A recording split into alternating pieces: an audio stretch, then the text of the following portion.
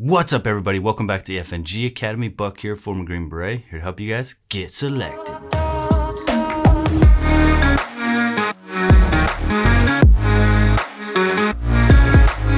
What is up, everybody? Holy cow, so much stuff going on. Sorry, this video is a little late. Was out of town for the weekend, and we have a lot to show you guys. So, it's sitting right here. There's something sitting right here on the desk, and I can't show you yet, because this video will probably come out before the release. But whatever this is going to be signed and given away. And trust me, you are definitely going to want it. It's over $200 value. So make sure you go check out the FNGacademy.com and sign up your emails, because all giveaways are going to go through those emails. So make sure you go sign up so you don't miss this drop coming soon. Trust me, guys, you're going to want one of these. Whew. All right, so this video, guys, is sponsored by 18 Alpha Fitness. If you have not checked out Kevin over at 18 Alpha Fitness and you want to get ready for selection, then you need to go sign up. So go click the link down below. Check out Kevin over at 18 Alpha Fitness. He's a prior Green Beret, and he will get you right on a training program to make sure you're physically fit and ready for SF. All right, guys, this video is going to be about officers, 18 Alphas, future officers out there, the future nose in the air elite of the Army.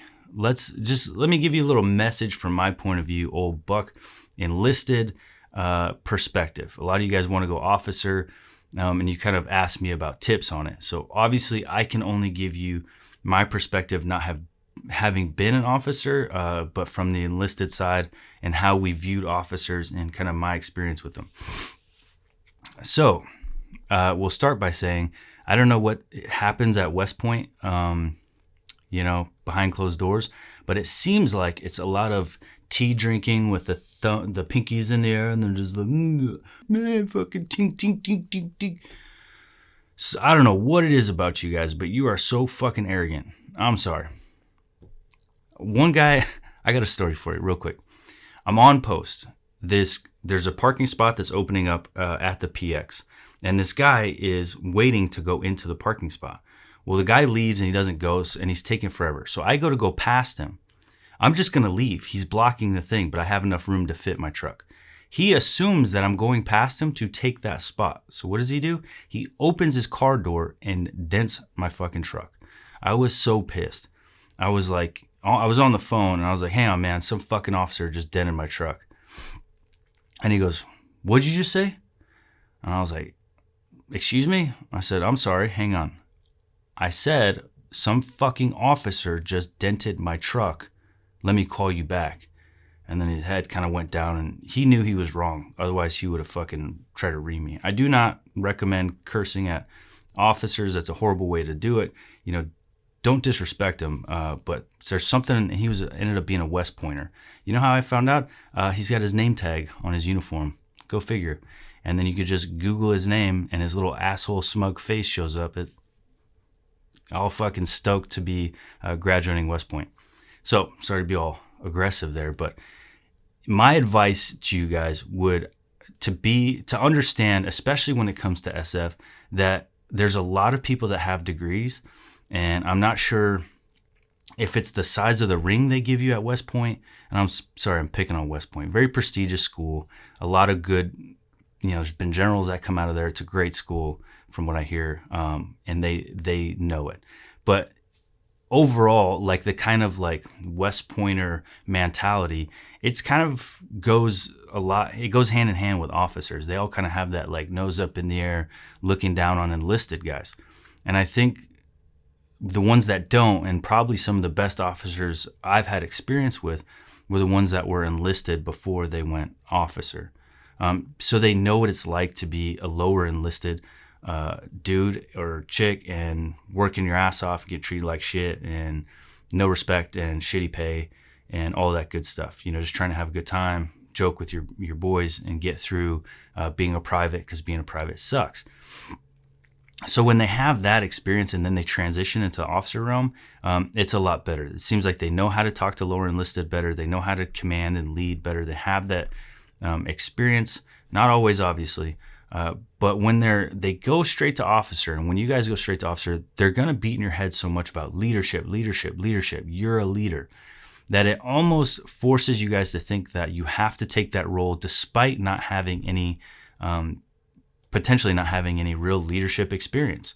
And that is where the disconnect between enlisted and officers come in. A lot of times officers coming in, they feel this pressure like, oh, I have to be this great leader. I have to lead my men into victory. And they just see themselves like in a fucking Greek statue or something and try to lead before they're ready, and especially when it comes to special forces. You have to understand that room is going to be filled with years and years and years of experience, combined experience, decades of combined experience as special forces. Between the team sergeant, your Fox, if you have a warrant officer, there's so much knowledge in that room. If you're an officer, you're a brand new officer, and you walk in there thinking that your shit don't stink and you're going to lead these men, you're fucking terribly mistaken. Like every one of them probably, even just an Echo or Charlie or one Bravo that's been on the team for a few years has so much more knowledge about SF than you do. So you need to find that balance of, being in that leadership role and technically everything being on your back as far as you're signing off on shit and trying to lead men that you don't fucking have the authority, or you have the authority to lead, but you don't have the knowledge and the base to lead them effectively. Learn from them. Don't walk in and think that you have to just like take charge. Some of the best officers are the ones that walk in and they're like, hey guys, we're here. Let's do this together. Teach me what you know. How could I, be the best captain I could be? And what do you need from me? And then also one that's not afraid to, be in charge, win in charge, and stand up to the team sergeant if you have to. But all those dynamics just really come from having life experience. They come from having your ego in check, and knowing when it's time to step in and when it's time to step out. So that, I guess, would be kind of my biggest tip to officers. And it's funny because Kevin was actually an officer. So I'd love to talk to him about this, and we could break this down probably on another sit down together. What his perspective was going from an SF Echo to an SF officer. Like that would be great to listen to, like what his perspectives were, what it was like being an officer, what the pressures were like on him. Because from the enlisted side, it doesn't look like much. I'm going to be honest with you. It looks like, you sign off on a lot of shit and you're overall responsible for the team, but your team most likely is a bunch of fucking Green Berets who are really good at their jobs, or at least pretty damn good at their jobs. So managing highly skilled people, from my perspective and my experience, is a lot easier than being on a line unit when you have a bunch of privates that are kind of like, herding cats and don't really give a fuck.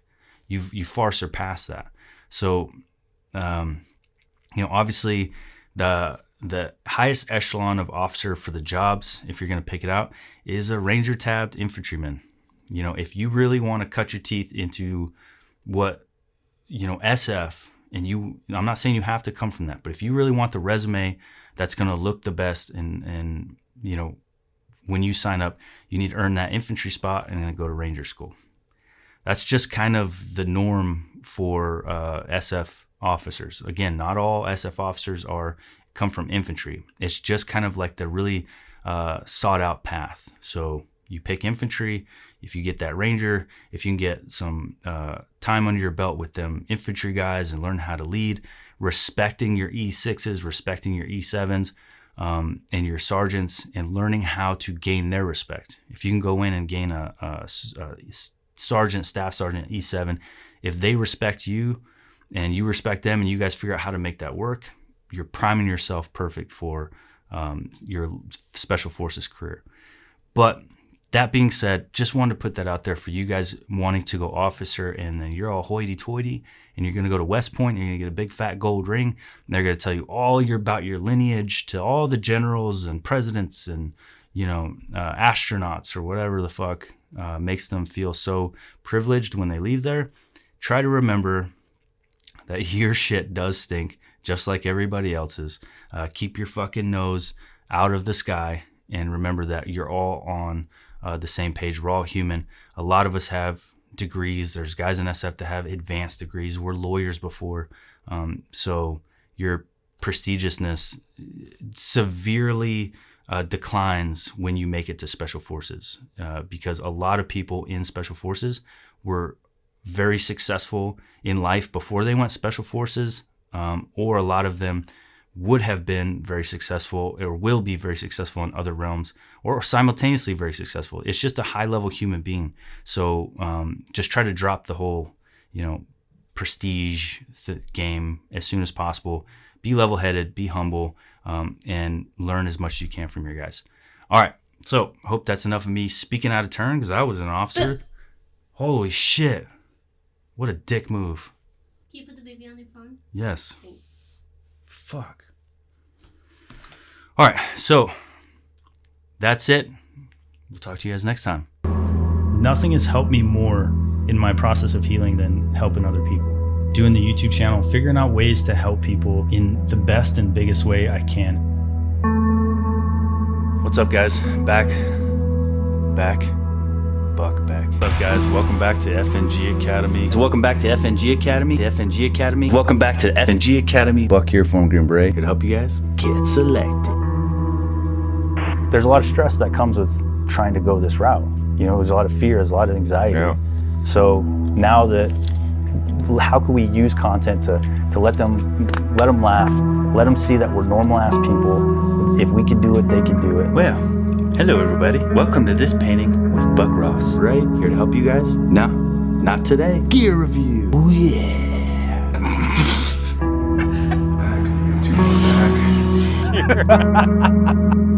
Wait till you read the book. The book goes into things that were really difficult to talk about. It goes into my failures. It goes into my failures as a Green Beret. It goes into my failures as a man, as a husband. The things that we went through growing up, getting shot at as a kid, things like that. Like, it's deep. If you guys have wondered how I've managed to get from basically, a police officer, no one knows who I am, to where I'm at now, obviously a huge part of that is I put together an amazing team. 2 Green Berets and an amazing videographer, all of whom I've known for years. They're my best friends.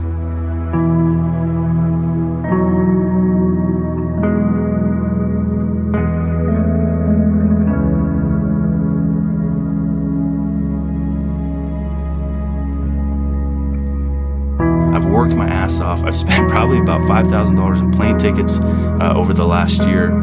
We started Wine and Rations with Andy Stump. Guys, what's up? Welcome to this episode of Wine and Rations. Recently, I was reached out to by a dude named Bedros Keuilian. I reached out to this guy and I was like, hey man, could you be like a surrogate dad, older brother figure for this guy? And he said yes.